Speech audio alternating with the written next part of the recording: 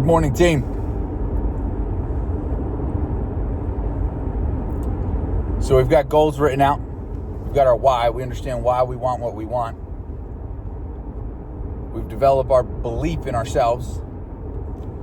That development needs to continue, by the way. You need to believe that you're capable and worthy of achieving your goals. If you haven't done a belief table, you can go back and watch the other videos, but you can do a belief table around any beliefs that you need to install or any that you need to crush. If you have negative beliefs, like you're not good enough or I always mess up, fix that. You got to crush those beliefs. You got to eliminate those negative beliefs, and you got to install empowering beliefs. You have disempowering and empowering beliefs about yourself. Make sure that 2025 is an empowering year for you. So now you're at the point where you've got these goals, and now it's time to make them happen. You've associated positively.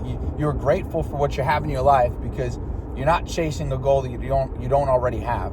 You are the person. You are the kind of person that accomplishes your goals. You are the kind of person that earns the income you're seeking. You are that person. You have it already. Now you just have to embody it day in and day out. So this is where the measurements come in. You've probably heard of something called a KPI, a key performance indicator, right? You've heard of lead measures and lag measures if you've been paying attention. I've mentioned them in the past. So you've got your lag measure. You know what let's say your $1 million. Your $1 million income is your lag measure. Every time you get paid, you're going to measure it. You're going to stack it up against where you are versus where you want to be. Okay, at the end of the first month, you've made your $100,000. Fantastic. Congratulations. It's too late to do anything about it. That's called the lag measure, right? But you got to measure it. So you're going to keep track of that. You got to ask yourself, what are my lead measures? What are the measures that actually move the needle? Write down the most important measures. So the easiest way to do this, no matter what goal it is you're setting, the easiest way to do this is work backwards, right? So begin with the end in mind. So the end is the sale, right? You've got to make the sale. So maybe you're tracking the number of units that you sell. So you're making the sale. In order to make the sale, you need to have presented numbers, right? So you got to do write-ups. How many write-ups do you need? Okay, that's one of your measurements. Okay, what is a lead measure here? The number of times you present numbers to a client interested in a customer, a guest interested in a vehicle. So presenting numbers is a key performance indicator you want to track. What else do you have to do? Before you present numbers, you have to have demoed the vehicle and taken a test drive, right? So those are a couple more key performance indicators. How many test drives? How many demos? And then what else is there? Well, you have to greet people, right? So how many needs analysis and how many greets did you do? Those are a couple more indicators. These are things you could measure. Well, in order to greet somebody on the lot, you have to have spoken to them. If they're not just a walk-in, you have to have spoken to them. So how many phone calls did you make? How many text messages did you send? How many videos did you send? Right? So there's a few things that you can measure. Now there's ways that you can refine those measurements. Okay, of the phone calls that I make, how many of those were follow-up phone calls? So how many follow-up phone calls do I need to make? So besides lead phone calls, how many follow-up phone calls did I make? How many follow-up videos did I send? How many follow-up texts did I send? Now you might be thinking to yourself, well, I don't do that. You should. You ought to.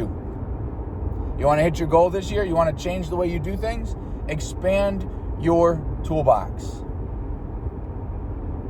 Your follow-up game is not where it needs to be if you're not where you want to be. I promise you. I promise you that your follow-up game is not where it needs to be. You want to increase the number of repeat and referral business that you get this year? Your follow-up game is going to change it. All right, so you got some things that you can measure. Write down the things that you need to measure. I gave you a list. Write down anything else. Figure out if it's a lead measure or a lag measure. And then you got to figure out And you might not have your own statistics. You might not know how many people you need to talk to before you get in front of somebody. Figure those out. Write them down. And then here's the kicker.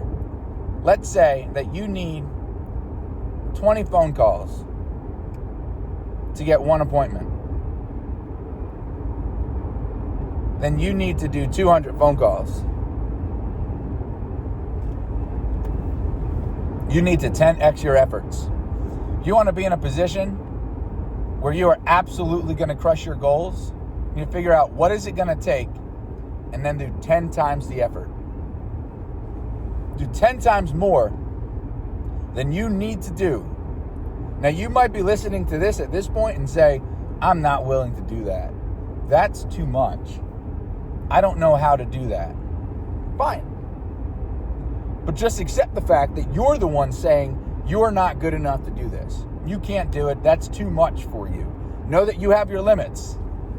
So that when you don't hit your goals, it's because you imposed a limit on yourself. You said, nope, I'm not willing to do 10 times more. I'll do the minimum. If that's your story, that's your story. All right, guys, make it a great day.